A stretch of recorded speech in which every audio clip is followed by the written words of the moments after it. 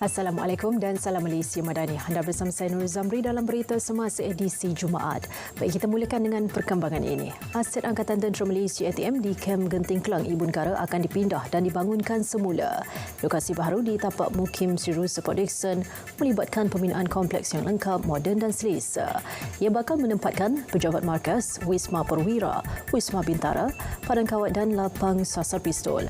Juga kemudahan-kemudahan lain yang akan beri manfaat kepada warga Pusat Latihan Polis Tentera dan unit Army Red Warrior ARW. Bagi anggota ATM yang bakal berpindah, 213 unit rumah keluarga Angkatan Tentera pelbagai kelas bakal disediakan. Pembangunan aset ATM dan pembangunan perumahan ini dibuat menerusi perjanjian pembinaan dan pembangunan semula Kem Pelaput ARW dan Kem 12 Company Kor Polis Tentera Diraja. Perjanjian turut melibatkan pembinaan 7,374 unit rumah menerusi projek pembangunan perumahan satu anggota satu rumah sasar. Majlis menandatangani perjanjian berlangsung di Putrajaya hari ini disaksikan Perdana Menteri dan Menteri Pertahanan.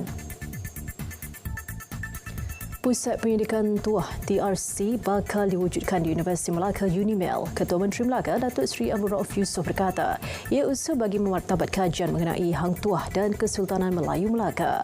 Idea penubuhan TRC tercetus kerana beliau berpuas hati dengan hasil penyidikan mengenai kajian kewujudan Hang Tuah melalui sumber-sumber baharu di 4 negara Eropah bulan lalu. Ia melibatkan 10 penyelidik tempatan ruang dilantik kerajaan negeri.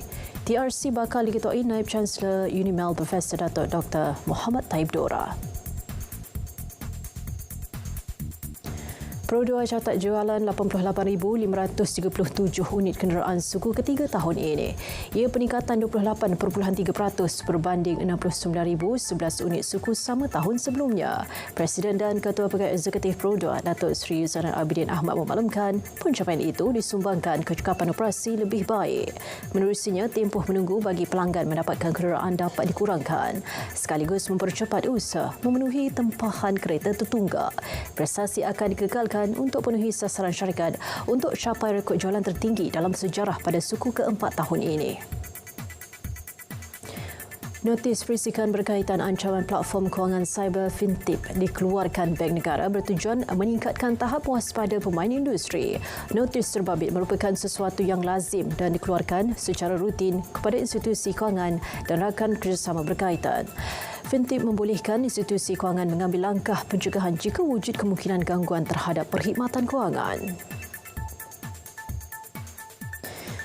Baik saudara, seorang remaja maut selepas motosikal ditunggang terlanggar sebuah lori trailer di Kemaman tengah malam tadi. Kejadian berlaku di kilometer 5 Jalan Air Putih Cukai berhampiran Kampung Binjai. Nahas dipercayai terjadi selepas motosikal ditunggang mangsa gagal mengelak lori trailer yang diletak di bahu jalan.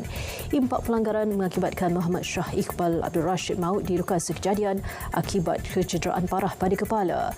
Ketua Polis Daerah Kemaman Superintendent Hanyan Ramlan mengesahkan kejadian.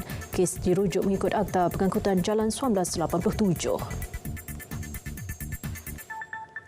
Laporan itu mengakhiri berita semasa buat hari ini. Dari sungai hingga segara, Palestin pasti merdeka. Assalamualaikum, salam Malaysia Madani.